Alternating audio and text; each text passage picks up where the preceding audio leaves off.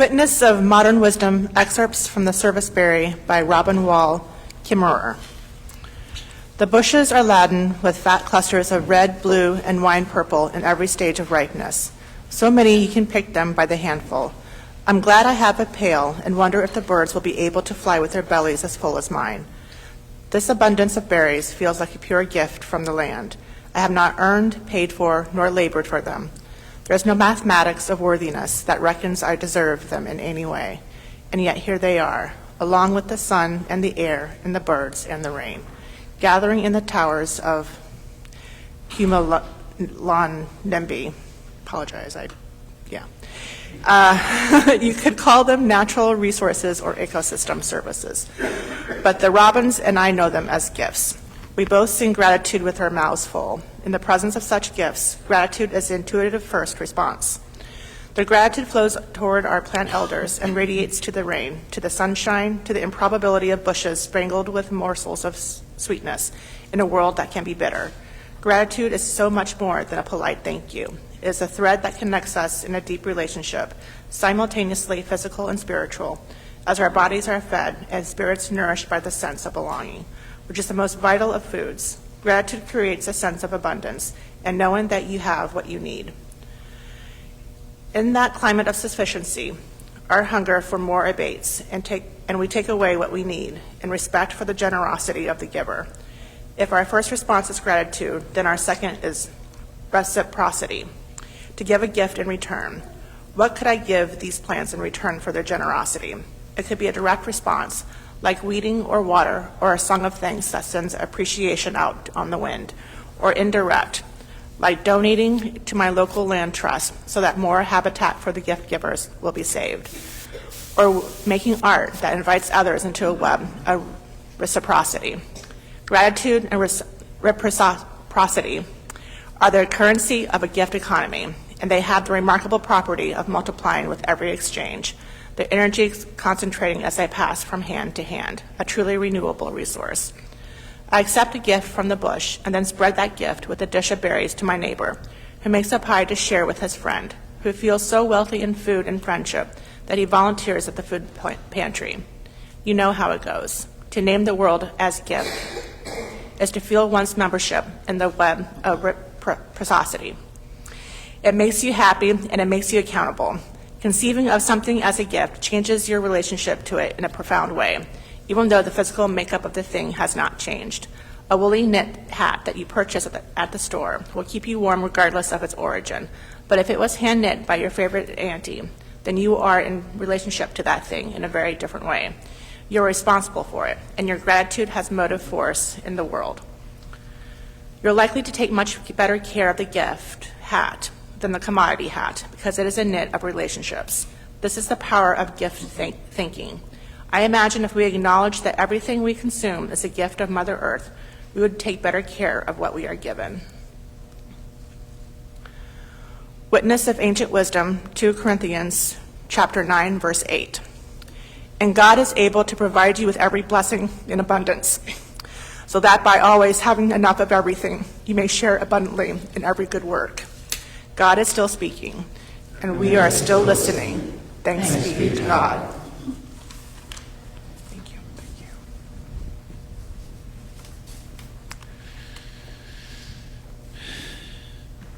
Will you pray with me?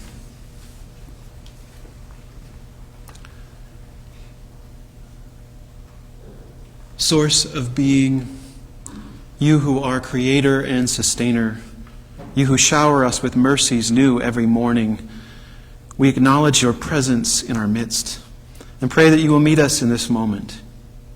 Open our hearts to your living word, that we might know the abundant life Jesus spoke of and share it freely and joyfully with all we encounter. May the words of my mouth and the meditations of all our hearts be seasoned by your grace and pleasing in your sight. Amen.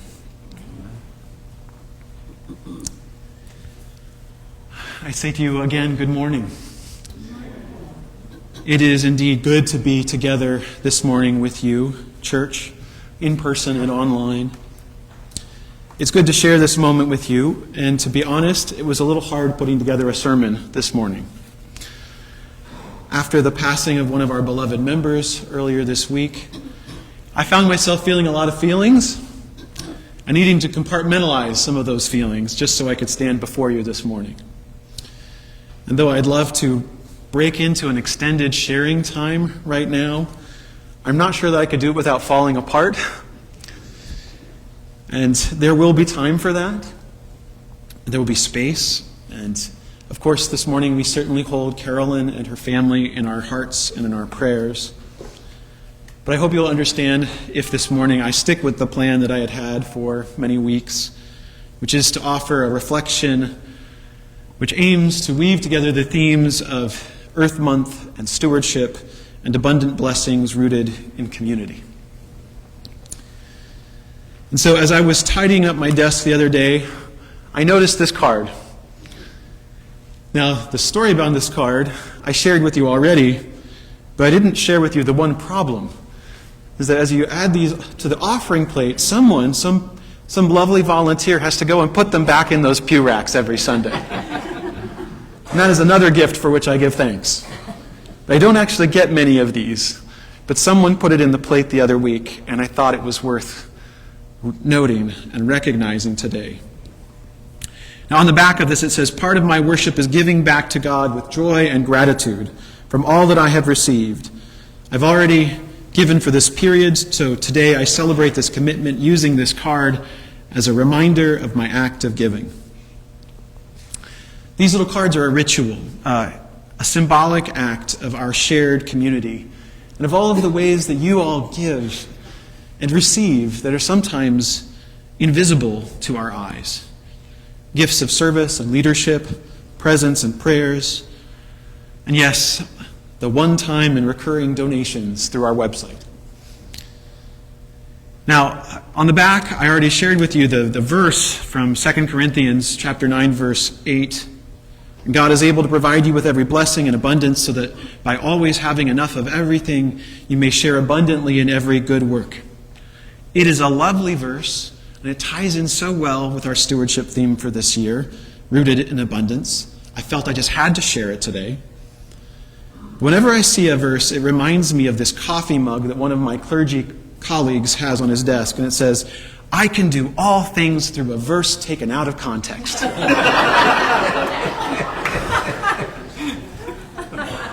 It is true, isn't it?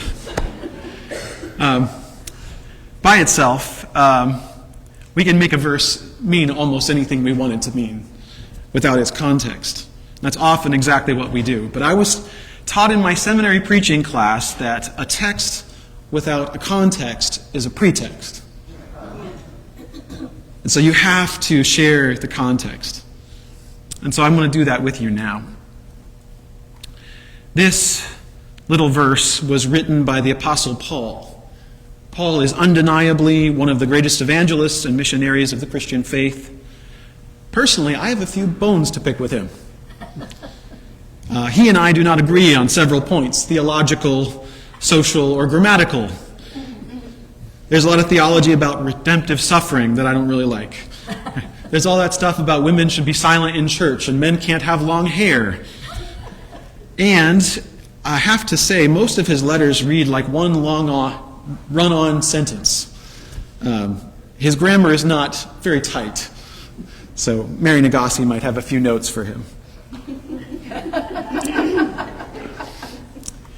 But we would not be here today if it were not for his work. Both his teaching and his writing, but also his fundraising efforts. And if he were alive today, I sort of doubt he'd call himself a missionary. If you looked him up on his LinkedIn page, I suspect he'd call himself something like community organizer / spiritual religious entrepreneur. Because he used every mode of travel, every platform for communication, print or otherwise, and he would use today every platform available to him, digital, print, or otherwise. For he, perhaps more than any of his other contemporaries, used the language and culture of his day to share the good news story of Jesus of Nazareth far and wide. Now, his travel itinerary led him from Jerusalem north through Macedonia, what is modern-day Turkey, and then west to Corinth and other cities, part of modern-day Greece, and eventually on to Rome. But this verse is quoted from Paul's second letter to the Christian community there in a town called Corinth, in a region called Achaia. And his purpose was twofold. One, to encourage, support, and grow that Christian community. And two, to do some fundraising. To fundraise not just for his own work, but for the Christian community back in Jerusalem. And I can tell from your response how much you love fundraising. And the letters you get in your mailbox and in your email inbox ad nauseum. But Paul's letter had a purpose. You see, the church in Jerusalem acted as a kind of regional headquarters for believers all across that region. And all the ministry and mission of the church at that time happened through the work of the church there. It was a hub which helped organize and support these far-flung communities of faith all across the region, sending out evangelists, carrying letters of encouragement, and providing care for the widow and the orphan, the poor and the sick and the needy. And there was, of course, no electronic bank transfers or Western Union, and so Paul himself traveled throughout the region, across land and sea, taking up collections. Now, this letter to Corinth was a fundraising letter, at least in part. In chapters 8 and 9, you see this especially. We read this in our Bible study on Thursday, but in this letter, you hear a lot of familiar language. If you've been a part of a church for any length of time, you've probably heard before. Language about God loving a cheerful giver, about wanting to encourage people to give freely, but not under compulsion. Here, Paul writes, God is able to provide every blessing in abundance, that by always having enough of everything that you may share abundantly in every good work. This is old material that he has rewritten and revised from maybe last year's fundraising letter, but it's still good. And in it, he centers their hope in God's faithfulness. He counters a narrative of scarcity that was present even then, and he appeals to their shared vision and mission and hope. It's also abundantly clear that he understands human nature. He knows how we like to be a part of something good when we see it happening. We want to be involved. We want to get our name on that list of donors and supporters. But sometimes we need a little extra encouragement to actually take that step of taking action. He understands also how we worry that we don't have enough, or we might face a time of scarcity, and how we sometimes get competitive with others. He says in chapter 9, verse 6, words which have been shared before in churches. The one who sows sparingly will also reap sparingly. He goes on in this letter in chapter 8 to talk about Corinth is over here, but they have neighbors over here in Macedonia. And he begins writing about what I would, if NPR was doing this, it would be called a pledge challenge. He says, your friends over in Macedonia have already given so generously. He says, they've sacrificed far beyond their means to support this good work. And now, remember last year how you made that pledge, Corinth? He says, I'm going to be coming in a few weeks. I hope to come and find you ready for this collection. I would hate for both of us to be embarrassed. It's kind of heavy-handed, isn't it? But he's using this, human nature to make his appeal. And he's hoping that they will respond not just out of the goodness of their hearts, but maybe they'll have a little sense of competition. Maybe they'll have a little sense of their own sort of self-interest, their own hopes that God will bless them as they have been a blessing. He's not afraid to kind of go down that road. But I'll tell you what, it makes me uncomfortable sometimes. Because this sounds a lot like the prosperity gospel that we hear so much in the church. That if you just make a seed gift, that God's going to bless you with abundant blessing, right? Or, that if you do this, God will pay attention in some new way. Unfortunately, there have been Christians for a long time, not just even recently, but who have been unscrupulous and who have exploited the poor. I always think of the story of the widow's mite. Do you remember that story in the Gospels? The poor widow, and Jesus points her out as she gives this tiny donation worth less than a penny. He says, she gave more than all the rest. I want to say, why is she giving? She needs that money for her pills or her walker or for that next meal. She should be holding on to that. Why do we let this happen? Well, there are lessons in this story, lessons about the joy of giving, the blessing of giving. The church has over time done things badly, but just because it has done things badly doesn't mean that we should give up doing them, right?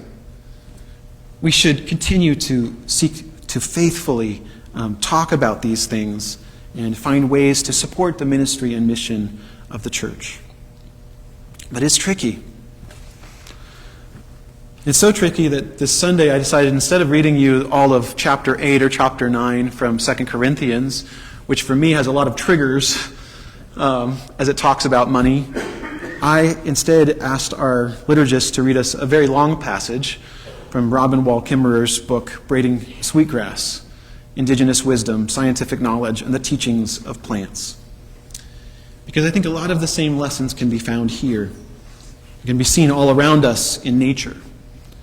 In this essay on the Serviceberry, she writes of the circle of reciprocity and gratitude. She goes on to contrast what she calls a giving economy to our current market economy.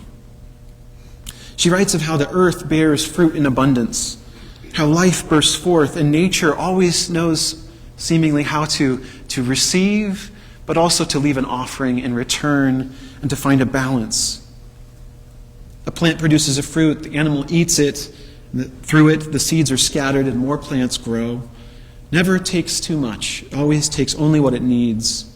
Plants do this in their roots, in their minerals. As they spread out, they absorb nutrients that they need, but never more. Now this sort of cycle, this reciprocal relationship, humans were also a part of it for millennia. Learning to never take more than they need, always leave some so that the plant or the animal can survive and thrive in the future. But one day, humans developed this idea of commodities and markets, and what Walter Brueggemann calls cultures of extraction. We learned that we could take resources out and we could stockpile them and then sell them for a profit. And you see this even now with water, a resource that should be free all across the world.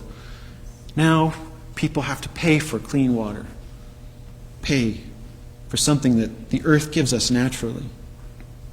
We've made commodities out of creation.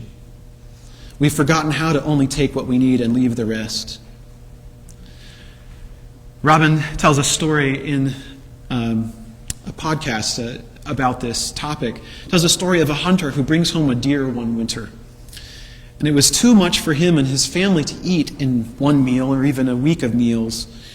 And there's a Westerner who was visiting who says, "Let me teach you how to build a kind of freezer so you can store the meat and save it up for months and even years to come."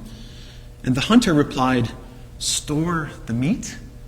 Why would I want to do that? I would throw a party and invite my family and my friends and neighbors, and I store my deer in the belly of my brother. That's how I store this food." This is so different from our way of thinking in a market economy. This is a gift economy thinking. According to this kind of indigenous wisdom, wealth is measured not in how much is accumulated, but rather in how much one can afford to give away. Wealth is about having enough to share and doing that. See, a market economy creates and thrives on a perception of scarcity, but a gift economy creates and thrives on a perception of abundance. She goes on to say that natural selection favors the ones who avoid competition, who choose cooperation instead. There's a children's book that was passed on to us recently, in which the author says, "The more you give, the more you have. This is the one thing I know to be true." That is what I believe the widow knew in giving that gift at the temple that day. That in giving there was a sense of abundance, a sense of wealth beyond measure. And this is what holiday gift givers know so well. It really is more blessed to give than to receive sometimes.